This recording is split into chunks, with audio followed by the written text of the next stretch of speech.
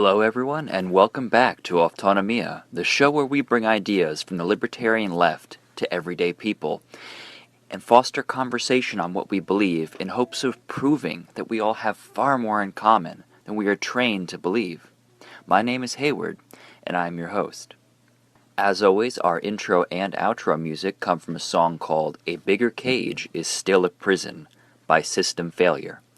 If you'd like to look up this song, the band spells System, C-I-S-T-E-M, for political reasons. There's nothing I want more than to sleep under the night sky, hear the animals as they go about their lives, feel the fire warm my body, feel the mud under my toes, but tonight this cell keeps me enclosed.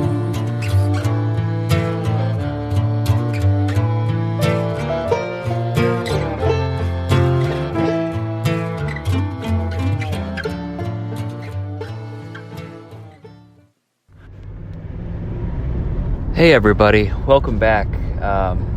Gonna have a very brief episode of the podcast today, and this is gonna be outside of our recent scope of episodes about Rocky recap. This is about that shooting. No, not that shooting, the other shooting. The other shooting. So those of us that have been living under rocks may have noticed that in the past, couple weeks, 3 mass shootings that have happened? Certainly very stressful. It makes this already deeply unsafe world seem much less safe than it already wasn't. And a lot of people are wondering what to do, especially in the wake of the shooting in Uvalde, Texas, at that elementary school. There's a certain unique horror associated with the mass murder of children, especially when school is this place where you expect your child to be safe. Additionally, school is this place where your child is legally obligated to be. Your child is being essentially forcefully taken from you in order to go to this school, during which time they are in someone else's care, and you are entrusting your child to those people. And this sort of thing happens, I feel reluctant saying happens more than it should, because of course it shouldn't happen at all, but it happens with a frequency that is chilling, to say the least, and it is very challenging trying to determine what way there is to move forward. A lot of people, especially in the communities I hang out with, which are mostly folks in the moderate right, locally to Connecticut, are talking about how important it is to arm teachers or arm guards or have more police in schools. Specifically, they're zeroing in on why it's so important to have more police in schools. And while on a surface level that might seem intuitive, if you trust the police to be the protectors of the innocent, then it is not unreasonable to say, well, maybe we should have more police in schools in the event that a mass shooting takes place. Well, the difficult thing about that is when you start to dig deeper, it's hard to feel so confident that that will be a net force for good, especially if you are talking about a mass shooting situation. Admittedly, it's a little bit difficult to quantify the deterrent effect that an armed officer in school may have. Maybe just having a cop in school creates a situation where someone feels less comfortable engaging in a mass shooting, but that's not something we can quantify. What we can start to dig into with a little bit more certainty is that when mass shootings take place within schools, it seems like police are not really all that reliable and are not that much of a game changer to the situation. The Coward of Broward comes up, where you have the the officer, SRO, assigned to the school, who is supposed to be there to defend these people. And when the shooting starts, he fled and took cover, during which time other police had to stage and set up and get ready to go in and put an end to the shooting. And so if the resource officer is not going to engage in that situation, what are they there to do? Well, they're there to normalize police presence, act as a public face to the authority that the people will be expected to live under for their entire life. And they have the arrest power over students at this school, making the school ever more like a prison than it already was. Think about a situation where escalating the presence of police in schools, especially as part of the enforcement role rather than an emergency protective role, creates a situation where the school to prison pipeline is stronger than ever, and it turns what were previously common disciplinary issues into criminal issues that can have consequences for people for the rest of their life in a time where their brains are not even done developing yet. It's really worth considering a deeper picture here. And when I spoke with Lee on the radio the other day, I brought up how I think it makes sense for schools to be hardened in the way that they are, for the most part, quite soft targets now, and that is very scary as a parent of two. But I don't think that police specifically are the answer. This suspicion on my part was given more grounding by what we saw in Uvalde. You saw police staging outside of the shooting full of children when they had all their tactical gear on, had all of their equipment, had nothing left but to just charge through the door and stop that shooting from happening, or at the very least, draw fire away from literal children. To make matters worse, there are multiple reports of the police refusing to allow parents to go in to try to rescue their children. So you have these supposed protectors of the innocent standing by and letting the innocent be slaughtered and stopping good people from doing the right thing. A lot of people have been asking, what is the point of policing if not to save people in times like this? What is the point? Well, fans of history will tell you the point of policing primarily is what it's always been, is to enforce social control and maintain government order. We have to remember that the origins of policing are in the South, slave patrols, and in the North, strike breakers. The uniting factor in those two different origins is they were created to maintain control for the people that are on the top of the system against the rest of us. When police first came along, it was several decades before those call boxes used to summon police, before phones were common. It was decades before those were commonly available to people. Previously, they were only available to business owners and were locked. You could only call the police if you were a business owner with a key. Now, because nuance is something that I'm very interested in, it's not as if policing hasn't developed in time some protective role. I mean, if you are a domestic violence victim, you may call the police as a means of ending that confrontation and getting yourself to safety. But what I will remind you is the primary role of policing is still social control and government order. The reason I say that is because if you are in crisis or if there is something wrong, but you are not a member of a protected class or you are engaged in some sort of other behavior, then your protection becomes secondary. And that is the sort of reality that makes it difficult for me to be comfortable with having police be a part of the hardening of schools.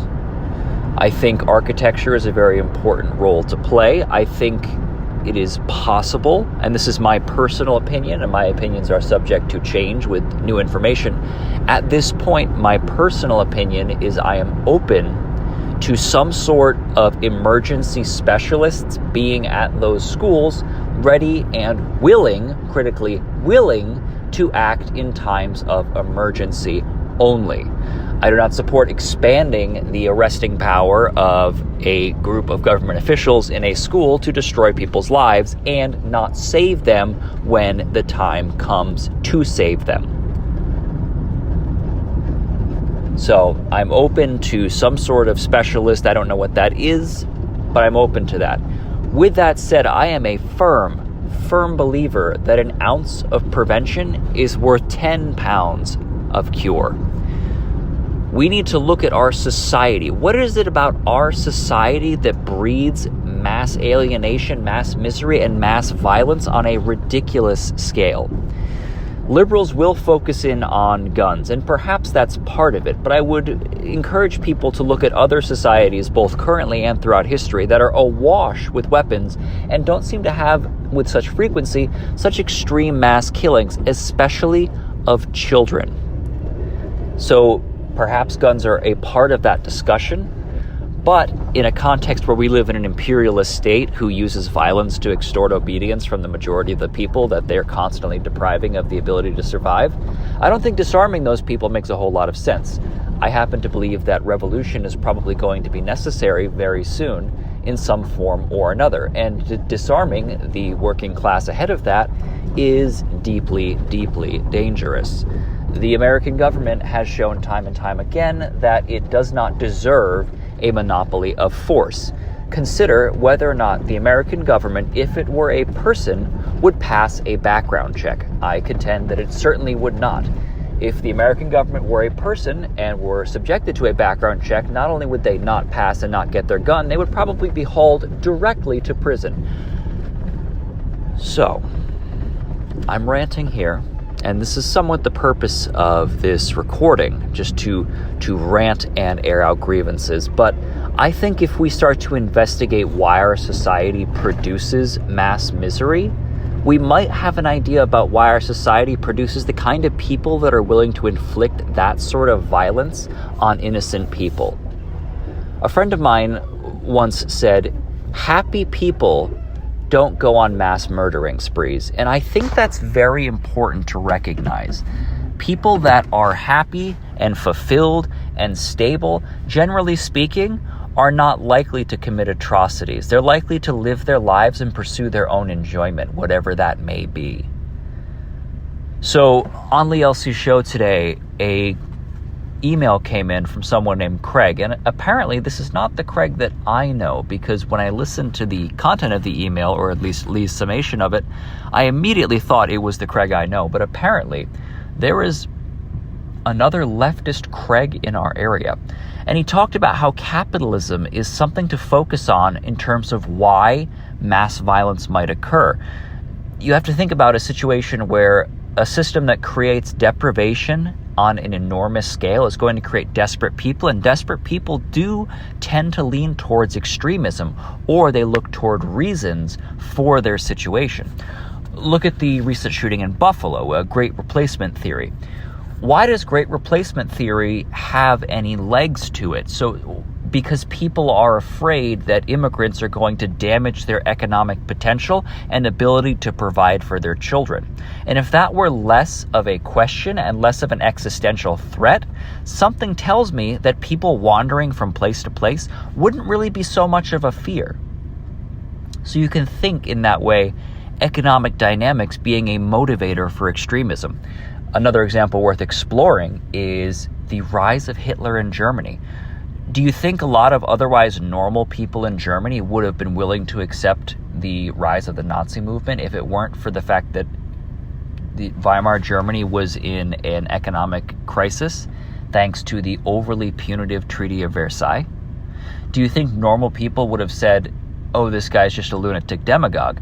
Because keep in mind, he used economic desperation to find a scapegoat to rally a movement around and enact his violent fantasies upon the world.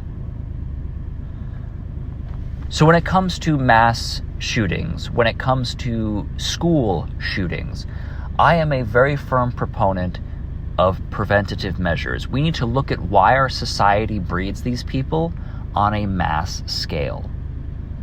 And to me, part of the analysis of that situation has to be our economic system. Our economic system that reliably destroys people and reliably keeps the majority of the population in some form of economic desperation is probably something to consider when wondering why people go insane in our society and mass murder children. Happy people don't do that. People that aren't in a state of extreme stress or hopelessness or anger caused by stress and hopelessness don't commit those sorts of things, normally speaking. And of course, there are always outliers, but looking at the majority of the situation, we need to look at our society every bit as much, if not more, as we need to look at making our schools a physically more safe and defensible space in the event that the worst case scenario happens. See, unfortunately, the mainstream analysis of the situation is I like to call it a whack-a-mole effect. So we have to put more police in the schools and harden up the schools in hopes that the shootings won't happen in schools. Well, perhaps those shootings will happen in movie theaters or shopping malls. And then we have to harden shopping malls, and then we have to harden movie theaters. And then we get to the point where we're basically living in a giant cage, a giant prison system. And is that the system that you want? A system with so much control in it that you can't even really move? Or do you want a system that doesn't need that much control because it doesn't create the circumstances where people feel motivated to do that on an increasingly common basis? Anyway, that was just me wanting to explore some ideas, chew on some thoughts while I spoke, sort of a bit of a rant. I really hope to hear back from people and explore these ideas more, because as someone who has 2 toddlers who will be going to school at some point in their future, I have a certain interest in wanting to make a safer situation for those children, both at school and in other places. So I would love to hear some ideas. I would love to hear some alternatives people might have to the commonly accepted policing model, because as I touched on briefly here, that has some very deep flaws, and I don't think that is a real sustainable solution to a much, much deeper problem. So I'd love to hear from you. Thank you so much for listening this whole time and indulging my rants. You can send a Facebook message to the page Aftonomia, AFTONOMIA. And we also have an email address, aftonomia@gmail.com. I'd love to hear from you, and thanks for listening. Have a great day, and stay safe. 'Cause there's nothing I want more than to sleep under the night sky. The animals as they go about their lives, feel the fire warm my body, feel the mud under my toes. But tonight this hell keeps me enclosed. For if we don't have our freedom, if we are captured by their iron hands, then the vision for fire, it burns so much more bright. There's no justice in the system, a bigger cage is still a prison. Well, I hope that somewhere someone breaks free tonight.